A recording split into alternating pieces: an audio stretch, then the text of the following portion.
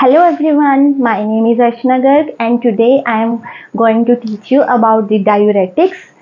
देखो ये बहुत ही important topic है because in diuretics मेरे खुद के NCLEX एग्जाम में 2 questions जो हैं वो diuretics पे आए थे. In this video I am also telling you which questions are held in my exams, which 2 questions are held in my exams, and this is a very important topic because from this topic I am assure you that on about 2 questions, minimum 2 questions you will get it in your exam. So ध्यान से देखना video को और understand करना मैं क्या आपको बताने वाली हूँ.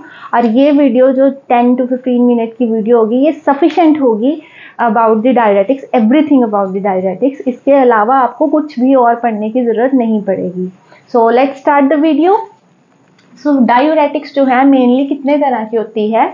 डायरेटिक्स मेनली होती है thiazide diuretic, loop diuretic, potassium sparing diuretic and osmotic diuretic, which is also available in this video. So firstly we are going to talk about thiazide diuretics. Okay, as its name thiazide diuretic, इसके जो drugs हैं उसके name भी इसी तरह के हैं. इसके अंदर कौन सी ड्रग्स आती है आपको ये याद रखनी बहुत ज़रूरी है because in NCLEX RN exam आपको ये नहीं बताया जाएगा कि आपको थायजाइड डायरेटिक में उसका साइड इफेक्ट बताना है या लूप डायरेटिक एक्शन बताना है. आपको जो है ड्रग का नेम आएगा, लाइक फ्रूसेमाइड के बारे में कोई क्वेश्चन आ गया या अमाइलोराइड के बारे में कोई क्वेश्चन आ गया. सो ड्रग के नेम आपको पता होने चाहिए. तो फर्स्ट ड्रग जो थायजाइड डायरेटिक में है दैट इज क्लोरोथाइजाइड एंड हाइड्रोक्लोरोथाइजाइड. ये आपको पीछे के नेम्स से पता चल जाएगा कि ये थायजाइड डायरेटिक्स है. ठीक है. ऐसे ही लूप डायरेटिक में ड्रग का नाम है फ्रोसेमाइड एंड टॉर्सेमाइड. इनके पीछे माइड लग रहा है.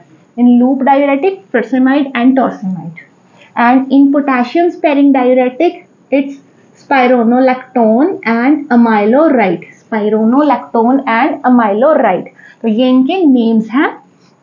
तो आपको नेम्स एक बार याद हो गए तो आपको उसके बाद इजीली पता चल जाएगा कि वो एग्जामिनर जो है वो पोटेशियम स्पेरिंग के बारे में बात कर रहा है या थायजाइड के बारे में या लूप के बारे में. ठीक है. अब इनको हम कंपैरिजन करके पढ़ेंगे क्योंकि कंपैरिजन करके ही हम तीनों के डिफरेंट जो एस्पेक्ट्स हैं उनको समझ सकते हैं. सो सबसे पहले आ गया excretion.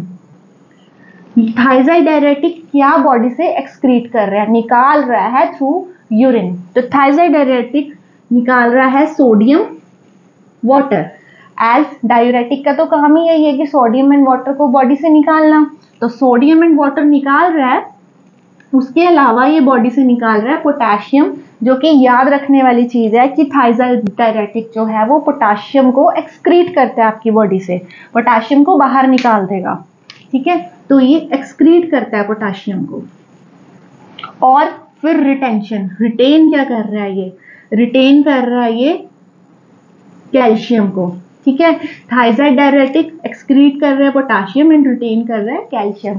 As I told you मुझे मेरे NCLEX एग्जाम में डायरेटिक पे जो क्वेश्चन आया था वो इसी के ऊपर था. डायरेक्टली नहीं था, इनडायरेक्टली था.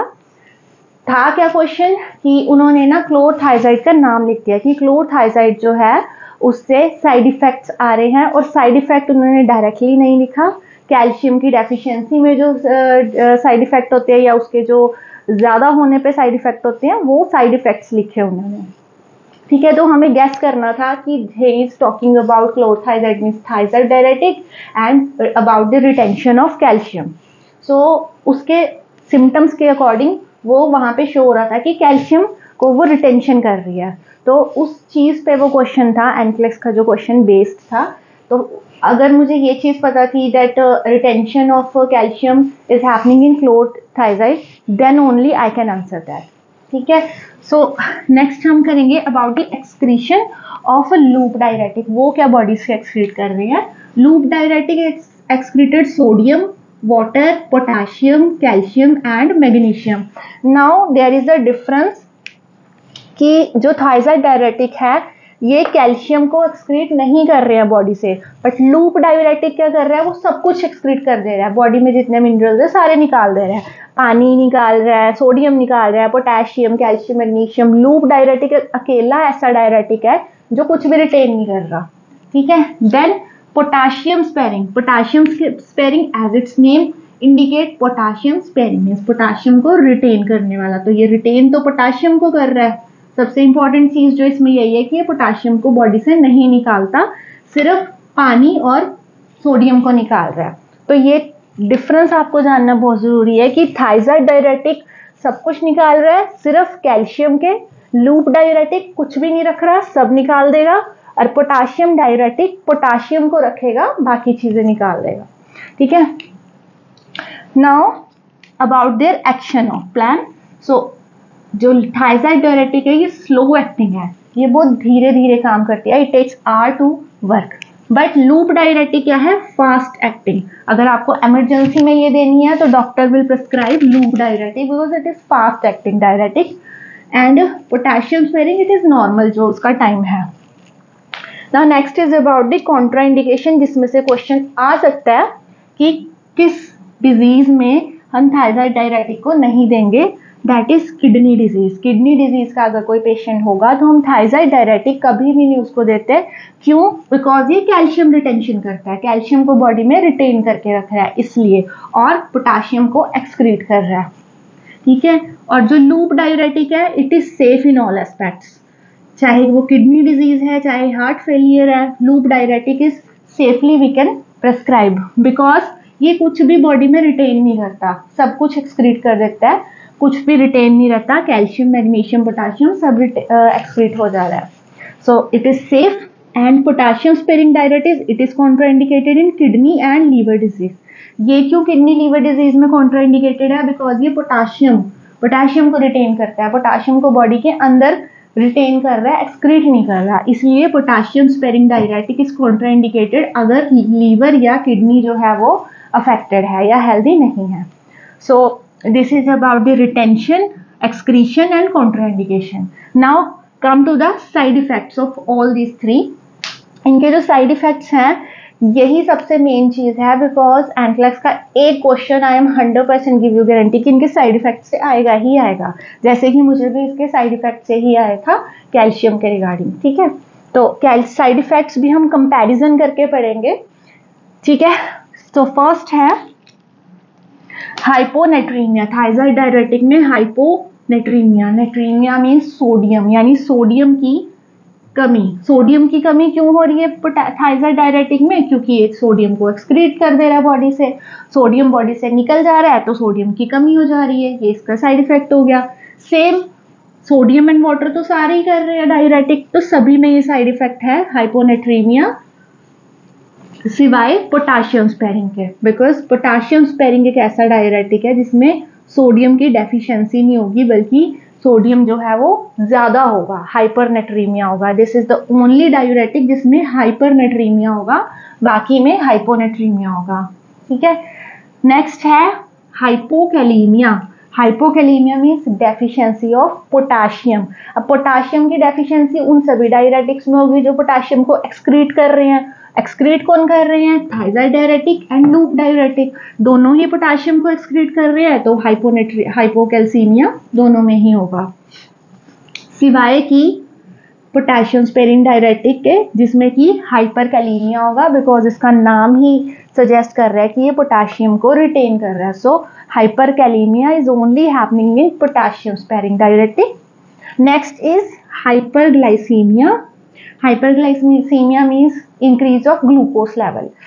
सो ग्लूकोज लेवल जो है वो थायराइड डायरेटिक से भी अफेक्ट होगा और पोटाशियम स्पेरिंग डायरेटिक से भी अफेक्ट होगा। दोनों के केस में ग्लूकोज बढ़ सकता है क्योंकि बॉडी में पानी नहीं बचा, पानी डायरेटिक ने निकाल दिया तो ग्लूकोज का जो वॉल्यूम है वो बढ़ जाएगी।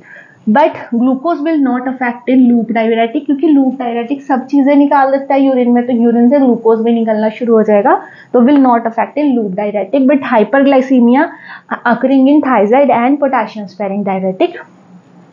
Then is hypovolemia. Hypovolemia is the deficiency of volume in water. तो हाइपोवोलीमिया होने के चांस थायराइड डायरेटिक में बहुत ज्यादा है। ठीक है। नेक्स्ट है hypotension. Hypotension is decrease BP. Blood pressure क्यों डिक्रीज होगा? क्योंकि इसमें हाइपोवोलीमिया हो रहा है, वॉल्यूम कम हो रही है, बॉडी से वॉल्यूम कम होएगी तो blood pressure automatically will decrease. But hypotension जो है ये थायराइड डायरेटिक में ही होता है। जो लूप डायरेटिक है it is orthostatic hypotension. Loop diuretic में ऑर्थोस्टैटिक हाइपोटेंशन होगा कि पेशेंट लेटा हुआ है, लेट के जब वो एकदम से खड़ा हुआ, लेटे हुए भी उसका जो बीपी था वो नॉर्मल था, व्हेन ही स्टैंड अप तो सडनली वो चक्कर खा के गिर गया क्योंकि उसको बीपी जो है वो उसका डाउन हो गया। तो orthostatic hypotension will happens in loop diuretics, ठीक है। And hypotension is not in the part of potassium sparing. Now there are two diuretics जिसमें फोटो सेंसिटिविटी होगी, पेशेंट को जो लाइट है उससे एलर्जी होगी, लाइट से प्रॉब्लम होगी, वो कहेगा कि लाइट डिम कर दो, अंधेरा कर दो। वो किस में होगा फोटो सेंसिटिविटी? एक तो होगी थायराइड डायरेटिक में और दूसरी होगी पोटेशियम स्पेरिंग डायरेटिक में। Photo sensitivity will not occur in loop diuretic. Loop diuretic में कुछ और हो रहा है। इस पे भी क्वेश्चन आता है कि लूप डायरेटिक में जो ये चीज मैं डिस्कस कर रही हूँ, लूप डायरेटिक में हो रही है ओटोटॉक्सिसिटी। सिर्फ एक ही ऐसा डायरेटिक है जिसमें ओटोटॉक्सिसिटी होगी, that is toxic two year. Loop diuretic जो है ओटोटॉक्सिक होती है, आपके ईयर के लिए सही नहीं होती है, इवन कि ये हियरिंग इम्पेयरमेंट या डेफनेस भी कर सकती है, ठीक है। और उससे बचने के लिए क्या करना है, that I also tell you. Next deficiency है hypercalcaemia, hyperuricaemia, that is uric acid increase, ठीक है। Hyperuricaemia will happen in thyroid diuretic. Uric acid will not excrete when we are giving thiazide diuretic, so it will increase. And in loop diuretic it also has a side effect of hyperuricemia. Uric acid will increase, but in potassium sparing diuretic there is no side effect of hyperuricemia, because in potassium sparing diuretic uric acid is also excreted. So this is all about the side effects. Now the one thing about the food and other important notes which you have to keep in your mind is, first is food rich in potassium. In thiazide diuretic you have to take food rich in potassium, because thyroid diuretic क्या कर रहा है, potassium को excrete कर रहा है। जब potassium शरीर से बाहर निकल जाएगा तो पोटाशियम की कमी हो जाएगी, जिससे डिसरिथमिया या और प्रॉब्लम्स होंगी। इसलिए जब हम थायराइड डायरेटिक पेशेंट को दे रहे हैं तो उस टाइम पे हमें जो फूड है वो पोटाशियम रिच लेना है, ठीक है। एंड इन लूप डायरेटिक में आई ऑल्सो टेल यू कि ऑटोटॉक्सिसिटी होती है, इसलिए ये स्लोली इंजेक्ट करना होता है। अगर हम इसे फास्ट इंजेक्ट करेंगे पेशेंट की बॉडी में तो जो लूप डायरेटिक है ये हियरिंग इम्पेयरमेंट कर देगा। तो इसमें हमने क्या दिमाग में रखना है कि ये स्लोली इंजेक्ट करने वाला इंजेक्शन है। And in potassium sparing diuretic हमने अवॉइड करने हैं salt substitutes, because potassium sparing क्या कर रहा है, पोटाशियम को रिटेन कर रहा है बॉडी में। अगर हम बाहर से भी पोटाशियम लेंगे तो पोटाशियम ज़्यादा हो जाएगा, तो हमने सॉल्ट सब्सटीट्यूट जो कि रॉक सॉल्ट और इस तरह के अदर सॉल्ट्स होते हैं उनको अवॉइड करना है, because they have potassium. And potassium rich food भी हमने अवॉइड करना है। पोटाशियम एक्स्ट्रा सप्लीमेंट के फॉर्म में नहीं देना, बिकॉज ऑलरेडी वो कर रहा है store. Now the next topic is about the osmotic diuretics. So now about osmotic diuretics. This is also very important to read. In osmotic diuretics, it is also called aldosterone antagonist, because aldosterone help in excretion of sodium and water, help in retention of sodium and water and potassium excretion. But जो antagonist है वो इससे opposite work करेगा। तो aldosterone अगर sodium and water को retain कर रहा है तो इसका जो एंटागोनिस्ट है it will reduce the amount of anti diuretic hormone. Anti diuretic hormone की अमाउंट रिड्यूस होगी तो डायूरेटिक इफेक्ट आएगा, विच मीन्स आपका जो डायूरेटिक इफेक्ट आएगा वो इंक्रीज होगा। यूरिन के थ्रू जो सोडियम एंड वाटर वो है एक्सक्रीट हो जाएगा बॉडी से। सो वर्क क्या है इसके, osmotic diuretic will decrease intracranial pressure. So if there is a patient whose intracranial pressure is increased, so doctor can prescribe osmotic diuretic because it will decrease the intracranial pressure, because body से water निकल रहा है तो water जो है अगर कम होगा, hypovolemia होगा या volume कम होगी तो intracranial pressure will automatically reduce. Another thing is decrease IOP. The only diuretic which decrease the IOP effect is osmotic diuretic. In NCLEX RN exam you can get the question कि कौन सा जो diuretic है that will decrease the intraocular pressure or indirect in the way. So ये only diuretic जो intraocular pressure को decrease कर रहा है.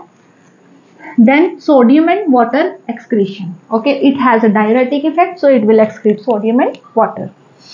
Another important thing is it is used in narrow angle glaucoma, which you have to remember, the only diuretic which is used in glaucoma, because in glaucoma the intraocular pressure will increase and it will decrease the intraocular pressure, so it is used in glaucoma. Or in chemotherapy. In chemotherapy, doctor can prescribe osmotic diuretic. Chemotherapy में भी ये use होगा. Y? Because chemotherapy में कई सारी दवाइयाँ ऐसी होती हैं जो किडनी के लिए बहुत ही टॉक्सिक होती है, या रेडियो आइसोटॉप्स भी यूज करे जा रहे हैं. तो उन सब चीज़ों को बॉडी से जल्दी एक्सक्रीट आउट करने के लिए हम ऑस्मोटिक डायरेटिक्स देते हैं. Example, mannitol. NCLEX will not tell you about the side effect or any other thing about the osmotic directly. He will not ask. He will tell about the mannitol कि mannitol जो है वो IOP को decrease कर रहा है या नहीं. तो इसकी जो एग्जाम्पल है वो mannitol है. Okay, now next, some of the very important point which you have to keep in your mind if you are going for the exam, because these points, from these points question can arise. So what are these points? Rapid fluid shift can cause pulmonary edema because osmotic diuretic is fastly active, fastly it works, so fluid shift जो होगा body में वो rapidly होगा, and rapid fluid shift can cause pulmonary edema. So this is the first point. The another point is check for neurological status. जब हम patient का osmotic diuretic पे रखा है तो न्यूरोलॉजिकल स्टेटस जो है हमने चेक करना है, because that is the first sign जब हमें पता चलेगा कि बॉडी में कुछ चेंजेस जो है वो गलत हो रहे हैं. ठीक है, लाइक हाइपोवोलीमिया हो रहा है, हाइपोटेंशन हो रहा है, तो न्यूरोलॉजिकल स्टेटस में भी चेंजेस आएंगे. Then change in position, slowly position change करनी है, like patient is lying down and he is standing and feel dizziness and can fall and get injury because orthostatic hypotension, it can cause orthostatic hypotension. So slowly a patient is advised to slowly change the position. And the last point is if crystallization in vial, तो हमें वो use करनी है या नहीं करनी है. NCLEX exam can ask you if there is crystallization in the osmotic diuretic vial, then nurse should inject that or discard that or ask from the PACP. So it is clear if there is crystallization in vial, don't use, just throw it, because it means कि जो vial में medicine है वो खराब हो चुकी है. So all these are the main important points जिसमें से question आ सकता है. So this is all about the osmotic diuretic. Thank you.